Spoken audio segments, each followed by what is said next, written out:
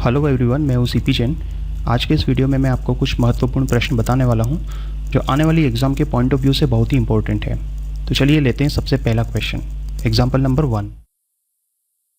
देखिए स्क्रीन पर जो क्वेश्चन आपको दिखाई दे रहा है, सबसे पहले हम इस क्वेश्चन को पढ़ लेते हैं। क्वेश्चन में लिखा है, किसी कूट भाषा में बड़े अक्षर और उनसे मेल खाते कोड निम्नलिखित हैं, ठीक है, और दिए गए कोड का प्रयोग करते हुए सही विकल्प को चुनें। देखिए इस क्वेश्चन में क्या दिया है, सबसे पहले इस चीज़ को समझते हैं। यहाँ पर आपको ये कि टेबल दिखाई दे रही है। अब इस टेबल में आप देखिएगा कि ए से लेकर जेड तक वर्णमाला के सभी अक्षर लिखे गए हैं। कुछ अक्षर बड़े हैं तो कुछ अक्षर छोटे हैं। देखिए यहाँ जो ये ए लिखा है तो इस ए को छोटे वर्णमाला के ई से दर्शाया गया है। इसी प्रकार से बी लिखा है तो बी को छोटे अक्षर यू से दर्शाया गया है। इस तरह से आप इस टेबल को समझिएगा। क्लियर। इसी तरह से आप पी को ले लीजिए तो पी को छोटे अक्षर ए से दर्शाया गया है, आर को छोटे अक्षर बी से दर्शाया गया है। तो इस तरह से बड़े अक्षरों को छोटे अक्षरों के माध्यम से दर्शाया गया है। अब इस प्रश्न को हम कैसे हल करेंगे? देखिए प्रश्न को हल करने का तरीका क्या है।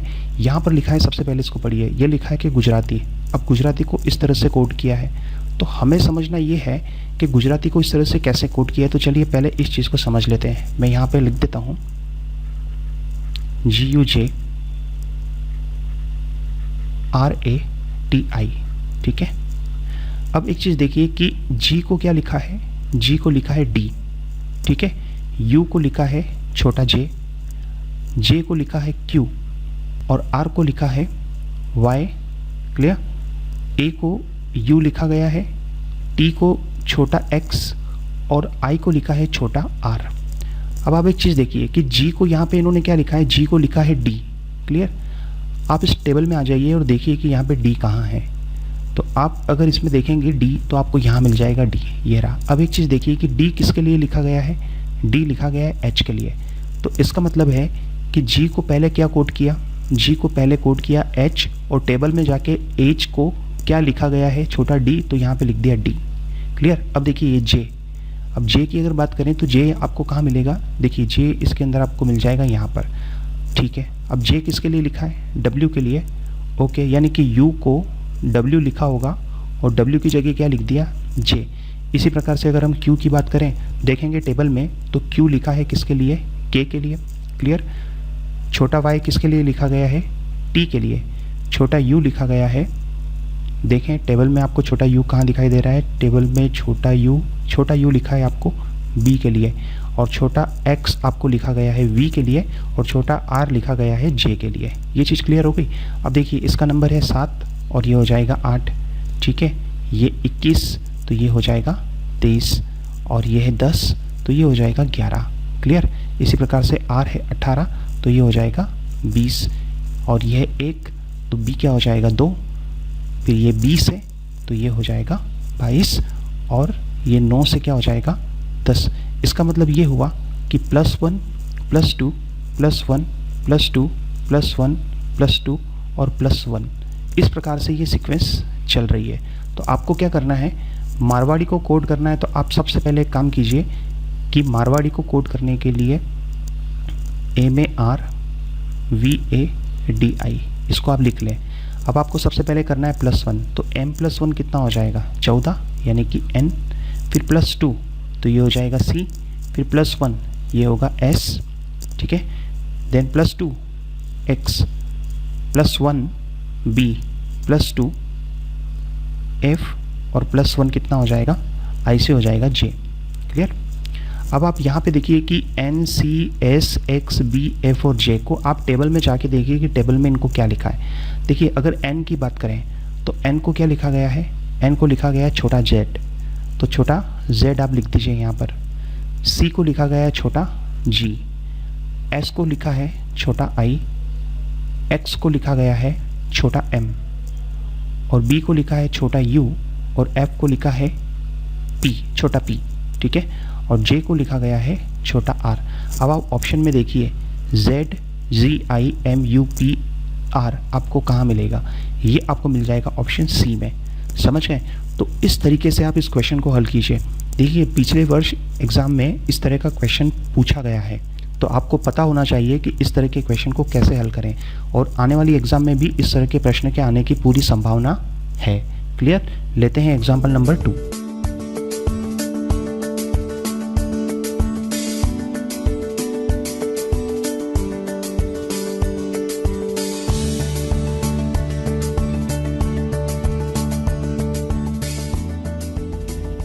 ठीक है, देखिए इस एग्जाम्पल में आपको एक सीरीज़ दी गई है।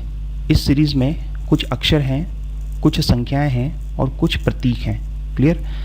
चलिए पढ़ते हैं कि क्या लिखा है। यदि दिया गया क्रम विपरीत क्रम में लिखा जाता है तो परिणामी अनुक्रम में प्रतीक से पहले और किसी अक्षर या संख्या के बाद क्या होना चाहिए, प्रतीक की संख्या क्या होगी, ये चीज़ हमसे पूछिए। तो सबसे पहले एक काम करते हैं कि जो प्रश्न कह रहा है वो कर लेते हैं। प्रश्न कह रहा है कि इस क्रम को आप क्या करें, विपरीत क्रम में लिखें। तो ठीक है, लिख लेते हैं। अगर विपरीत क्रम में लिखेंगे तो देखिए सबसे पहले क्या आना चाहिए, सबसे पहले आ जाएगा ए, देन उसके बाद एक्सक्लेमेशन मार्क, फिर उसके बाद आएगा @ फिर 2 M परसेंटेज।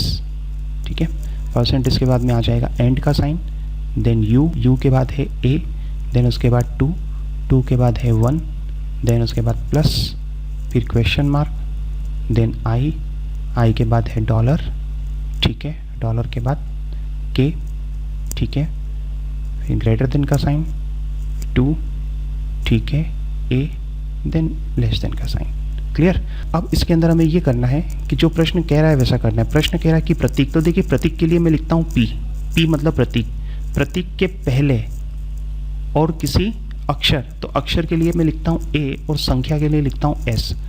तो प्रतीक के पहले और किसी अक्षर या संख्या के बाद क्या होना चाहिए, एक प्रतीक होना चाहिए। मतलब कि आपको ये वाला क्रम ढूंढना है। अब क्रम क्या बन रहा है कि 2 प्रतीक होंगे और उन प्रतीक के पहले या तो आपको संख्या मिल जाए या फिर अक्षर मिल जाए। तो ऐसे समूह की पहचान करनी है। तो ठीक है, देखिए मुझे यहाँ पे ये 2 प्रतीक दिखाई दे रहे हैं और इन प्रतीक के पहले एक अक्षर दिखाई दे रहा है, तो एक जोड़ा तो ये बन गया। फिर प्रतीक की बात करें तो देखिए यहाँ पे ये 2 प्रतीक हैं और प्रतीक के पहले एक अक्षर मिल गया, ये दूसरा जोड़ा बना। क्लियर। इसी प्रकार से देखिए यहाँ पर ये प्रतीक और प्रतीक के 2 प्रतीक के पहले एक संख्या आपको मिल गई, तो ये तीसरा जोड़ा बन गया। अब इधर आपको 2 प्रतीक तो दिखाई दे रहे हैं लेकिन प्रतीक के पहले क्या है, प्रतीक है, जबकि हमें 2 प्रतीक के पहले क्या चाहिए, अक्षर या संख्या चाहिए। तो ये क्रम नहीं बना, आगे मुझे कहीं भी ऐसा क्रम नहीं दिखाई दे रहा है। तो कुल मिला के कितने क्रम बने, 3 क्रम बने। तो आपके जो प्रश्न का उत्तर होगा वो होगा ऑप्शन सी। क्यों, क्योंकि कितने जोड़े बने, ऐसे 3 जोड़े बन गए। तो इस तरह से आप इस क्वेश्चन को हल करें। क्लियर। बढ़ते हैं अगले क्वेश्चन की तरफ, क्वेश्चन नंबर 3। ठीक है, तो देखिए इसमें क्या लिखा है, इस क्वेश्चन को पहले पढ़ते हैं कि क्वेश्चन क्या कह रहा है। दी गई श्रृंखला का अवलोकन करें और श्रृंखला को पूर्ण करें। यदि श्रृंखला की प्रत्येक संख्या को विपरीत क्रम में लिखा जाए तो अंतिम 2 संख्याओं का अंतर क्या होगा। तो ठीक है, पहले जो क्वेश्चन कहता है वो कर लेते हैं। क्वेश्चन कह रहा है कि इस श्रृंखला का अवलोकन करें और श्रृंखला को पूर्ण करें। तो ठीक है, श्रृंखला को पूर्ण करेंगे। तो मैं यहाँ पे एक बार सीरीज को लिख लेता हूँ। 12, 13, 26, 29, 116। ठीक है, देखिए 12 से 13, अगर 12 से 13 बनाए तो इसमें हमें क्लियरली दिखाई दे रहा है कि कितना जोड़ दिया, 1 जोड़ दिया। अब एक बात बताइए कि 13 से 26 बनाने के लिए या तो आप 13 जोड़ दो या फिर 2 से आप गुणा कर दो। ठीक है, अब 26 से 29 बनाने के लिए क्या किया, +3। तो एक क्रम बन रहा है ना, 1, 2 और 3 का। पहले जोड़ दिया, फिर गुणा किया, फिर जोड़ा, तो अगले में क्या होना चाहिए, गुणा। और गुणा किससे होना चाहिए, 4 से। तो देखिए 29 को जब आप 4 से गुणा करेंगे तो आपको मिल जाएगा 116। तो फिर अगले क्रम में क्या हो जाएगा, +5, और +5 करने पर आपको जो अगला नंबर मिलेगा वो कितना मिलेगा, 121। ठीक है, और इसी क्रम को आप आगे बढ़ाइए तो गुणा किससे करेंगे, 6 से। जब आप 121 को 6 से गुणा करेंगे तो आपको मिल जाएगा 6, 2 और 7। तो इस तरह से अपनी ये सीरीज़ क्या हो गई, कंप्लीट हो गई। अब प्रश्न कहता है कि सीरीज को पूर्ण कर लें और उसके बाद क्या करें कि यदि श्रृंखला की प्रत्येक संख्या को विपरीत क्रम में लिखा जाए तो अंतिम 2 संख्याओं का अंतर क्या होगा। अगर इन सबको हम विपरीत क्रम में लिखें तो अंतिम 2, तो अंतिम 2 कौन सी है, ये है अंतिम 2। तो इन अंतिम 2 संख्याओं का अंतर क्या होगा। तो ठीक है, हम क्या करते हैं कि केवल इन 2 संख्याओं को विपरीत करके लिख देते हैं। लिख दीजिए, इसको विपरीत क्रम में लिखेंगे तो 1 2 1 आएगा और इसको विपरीत क्रम में लिखने पर आएगा 6 2 और 7। तो करना क्या होगा अपने को, 6 2 और 7 का अंतर लेना है। तो इनका आप अंतर ले लीजिए। तो इनका अंतर कितना आ जाएगा, इनका अंतर आ जाएगा 506। तो कुल मिलाकर के आपका आंसर हो जाएगा ऑप्शन बी। तो इस तरह से आप इस प्रश्न को हल करें और इस तरह के ही जो प्रश्न है ना वो परीक्षा में पूछे गए हैं और आगे भी पूछे जाएंगे, तो आपको तैयार रहना है इस तरह के प्रश्नों को हल करने के लिए। लेते हैं अगला क्वेश्चन, क्वेश्चन नंबर 4।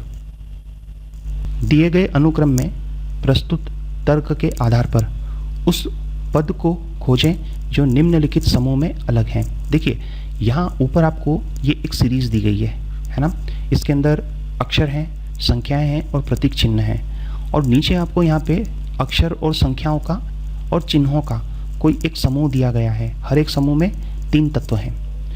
प्रश्न कहता है कि दिए गए अनुक्रम में प्रस्तुत तर्क के आधार पर उस पद को खोजें जो निम्नलिखित समूह में अलग हैं। ये नीचे आपको 4 समूह दिए गए हैं। इन 4 समूह में से किन्हीं 3 में समानता है, और वो जो समानता जिस लॉजिक के आधार पर है वो लॉजिक आपको इस सीरीज से पता चलेगा कि क्या लॉजिक लगा होगा। तो 3 समूह में समान लॉजिक है, किसी चौथे में लॉजिक अलग है, उसी की पहचान करनी है। तो देखो ऐसे प्रश्न जब भी आए तो आप क्या करना, उनको कैसे हल करोगे। देखिए यहाँ पे लिखा है Q और 8, Q 8 और 9, तो आप देखिए Q कहाँ पर है, ये रहा Q, फिर ये 8, देन उसके बाद 9, तो आप देखिए कि Q 8 और 9 यहाँ पे 2 बीच में गैप है, इसके बीच में भी गैप किसका है, 2 का, ठीक है। उसके बाद आप देखिए G R और हैश, तो देखिए ये रहा G, यहाँ पर है R और ये रहा हैश, तो G और R के बीच में भी 2 का अंतर है और R और हैश के बीच में भी 2 का अंतर है, ठीक है। फिर उसके बाद देखिए डॉलर R और H, तो डॉलर आपको मिलेगा यहाँ पे ये डॉलर, देन उसके बाद ये R और R के बाद आपको मिल जाएगा ये H। तो देखिए डॉलर और R के बीच में 3 का गैप है, R और H के बीच में भी 3 का गैप है, तो ये थोड़ा अलग हो रहा है। इसको भी एक बार चेक कर लेते हैं, हैश X और एक्सक्लेमेशन मार्क, ठीक है। तो हैश ये रहा, ये हैश, देन ये X, 2 का गैप, और एक्सक्लेमेशन मार्क, इसके बीच में भी क्या है, 2 का गैप। तो इसका मतलब ये हुआ कि इस ग्रुप में सबके बीच 2 का गैप है, इधर भी 2 का गैप है, क्लियर। और यहाँ भी गैप किसका है, 2 का, लेकिन इसमें गैप किसका था, 3 का। तो समूह में क्या हो जाएगा, ये अलग हो जाएगा। तो नेक्स्ट टाइम से याद रखें कि जब भी इस प्रकार का क्वेश्चन आएगा तो उस ढंग से आप उसको हल करेंगे, क्लियर। तो सही ऑप्शन क्या हो जाएगा, सही ऑप्शन होगा ऑप्शन ए, ठीक। लेते हैं अगला question, question number 5। Okay, question number 5 पढ़ेंगे। इसमें लिखा है कि स्तंभ 1 के शब्दों के अक्षरों की कुंजियाँ का मतलब होता है कोड, स्तंभ 2 में दी गई हैं। अक्षरों और कुंजियों का क्रम समान हो ऐसा आवश्यक नहीं। ध्यानपूर्वक अध्ययन करें और प्रश्नों का उत्तर दें। कुल मिला के बात यह है कि यह है स्तंभ 1 और यह है स्तंभ 2। तो स्तंभ 1 में क्या किया, ये जो आपको शब्द दिया है इस शब्द के 4 अक्षर हैं, है ना।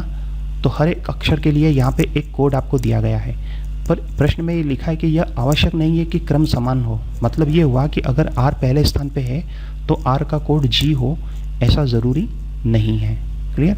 तो इस तरह से आपको 3 शब्द दिए हैं और हर एक शब्द के जो अक्षर हैं उन अक्षरों के लिए एक कोड आपको स्तंभ 2 में सामने लिखा है। तो हमें हर अक्षर का कोड पता करना है, क्लियर। हमसे पूछा है कि ROME का कोड क्या होगा, तो ठीक है, सबसे पहले हम कोड किसका पता करेंगे, R का। अब एक चीज़ देखिए कि हमें इसमें कॉमन देखना होगा। आप मुझे बताएं कि यहाँ पर ये R है, ठीक है, और R इसके अंदर नहीं है और R यहाँ पर है। तो एक चीज़ तो कन्फर्म है कि अगर R पहले में और R तीसरे में है तो R का जो भी कोड होगा वो केवल पहले और तीसरे के अंदर कॉमन होना चाहिए। वो तीसरे में कॉमन, वो दूसरे में कॉमन नहीं हो सकता। समझ गए ना। तो ठीक है, देखिए कि पहले और तीसरे में क्या कॉमन है। G तो नीचे दिखाई नहीं दे रहा है, K भी नहीं दिख रहा है, Z दिखाई दे रहा है और साथ में B दिखाई दे रहा है। तो देखो Z और B दोनों कॉमन है, तो इसका मतलब ये हुआ कि R का कोड Z हो सकता है या फिर B भी हो सकता है, क्लियर। अब O की बात करते हैं, ठीक। तो देखो O यहाँ पर कॉमन है इसके अंदर और O कॉमन है तीसरे में। अब O दूसरे और तीसरे में कॉमन है तो O का कोड दूसरे और तीसरे में ही कॉमन होना चाहिए, पहले में नहीं हो सकता। K नीचे नहीं आ रहा है, Y बिल्कुल है। क्या Y आपको ऊपर दिखाई दे रहा है, यहाँ पर Y नहीं है लेकिन Y नीचे है। J तो कहीं भी नहीं है, तो O का जो कोड होगा वो क्या हो जाएगा, Y, क्लियर। अब हमें कोड चाहिए किसका, M का। देखिए M कहाँ पर है, ये यहाँ पर M है, ठीक है। M फिर दूसरे के अंदर है, तो M तीसरे में नहीं है। तो M आपको कहाँ मिला, M आपको मिला पहले में और दूसरे में। तो ज़रा देखिए कि पहले और दूसरे में आपको क्या कॉमन दिखाई दे रहा है, ठीक है। इसके अंदर हम देखें तो G कॉमन नहीं दिख रहा है, ठीक है। K कॉमन दिखाई दे रहा है, यस मुझे इसके अंदर K कॉमन दिखाई दे रहा है, K नीचे तो है ही नहीं। तो ठीक है, इन दोनों में K कॉमन है और इन दोनों में M कॉमन है, तो M का कोड क्या हो जाएगा, K हो जाएगा। और लास्ट में क्या बचता है, E। तो ठीक है, ई का कोड पता करें तो देखिए ई जो है वो यहाँ पर है, देन उसके बाद ई तीसरे में है, दूसरे में ई नहीं है। तो ई अगर पहले और तीसरे में है तो ई का कोड भी पहले और तीसरे में होना चाहिए। और देखिए पहले और तीसरे में जेड बी, इधर जेड और इधर बी, तो कुल मिला के ई का कोड भी क्या हो जाएगा, जेड और बी। देखिए ये आर और ई के जो कोड है ना, जेड या बी क्यों आ रहे हैं, क्योंकि आर और ई ये दो ऐसे अक्षर हैं, आर और ई ये दो ऐसे अक्षर हैं जो पहले में और तीसरे में कॉमन आ रहे हैं, इसलिए पहले और तीसरे में दो कोड आपको कॉमन मिले, जेड और बी कॉमन मिले। अब इसमें होगा क्या, अगर आर का कोड जेड हो जाएगा तो ई का कोड बी होगा, अगर आर का कोड बी होगा तो ई का कोड क्या हो जाएगा, जेड हो जाएगा। इस तरह से आपको ध्यान रखना है, क्लियर। तो इसका मतलब ये हुआ देखिए कि ओ का कोड तो वाई हो जाएगा, एम का कोड हमें क्या चाहिए, के मिल जाएगा, है ना। उसके बाद आर अगर जेड है तो ई क्या हो जाएगा, बी हो जाएगा, और आर अगर बी है तो ई क्या हो जाएगा, जेड हो जाएगा। लेकिन वाई और के तो दोनों में कॉमन रहेंगे, तो कुल मिला के हमें एक ऐसा ऑप्शन चाहिए जिसमें हमें जेड, वाई, के और बी मिले। तो देखिए इसमें जेड और वाई तो है लेकिन बी नहीं है, तो ये ऑप्शन गलत हो जाएगा। इसमें जेड है बट वाई दिखाई नहीं दे रहा है, ऑप्शन गलत हो जाएगा। इसमें जेड और वाई दोनों ही नहीं दिख रहे हैं, तो ये ऑप्शन भी क्या है, गलत है, क्लियर। अब देखिए बी वाई के जेड, बी वाई के और जेड, तो कुल मिला के अपने प्रश्न का जो सही ऑप्शन होगा वो होगा ऑप्शन डी। समझ गए। तो इस तरह से आपको ये प्रश्न करना है। डियर स्टूडेंट, इस वीडियो में मैंने आपको 5 क्वेश्चन बताए हैं। आप ये मान के चलिए कि ये 5 क्वेश्चन कंफर्म आपको आने वाली एग्ज़ाम में ज़रूर पूछे जाएंगे, तो इसलिए मैंने सिलेक्टेड ये 5 क्वेश्चन लिए हैं ताकि आप इन क्वेश्चन को छोड़ के ना आओ, है ना, आप आसानी से इन क्वेश्चन को हल कर लो। क्योंकि मुझसे कई स्टूडेंट ने इन क्वेश्चन में डाउट्स पूछे हैं, मतलब उनसे ये क्वेश्चन नहीं हुए, उनको थोड़ी सी परेशानी आ रही थी। तो अब आपको समझ में आ गया होगा कि इन क्वेश्चन को कैसे हल करना है। तो उम्मीद करता हूँ कि आपको ये 5 क्वेश्चन समझ में आ गए होंगे, और यदि आपको ये वीडियो अच्छा लगा हो तो प्लीज़ इसे लाइक करें, शेयर करें, और यदि आपने इस चैनल को अभी तक सब्सक्राइब नहीं किया है तो आप इसे सब्सक्राइब ज़रूर कर लें ताकि अगली वीडियो की अपडेट भी आपको आसानी से मिल जाए। टेलीग्राम पर हमारा एक ग्रुप है बी लॉजिकल, आप उस ग्रुप को भी ज्वाइन कर सकते हैं। उस ग्रुप में आप क्वेश्चन शेयर कर सकते हैं, अपने डाउट्स पूछ सकते हैं। Thank you.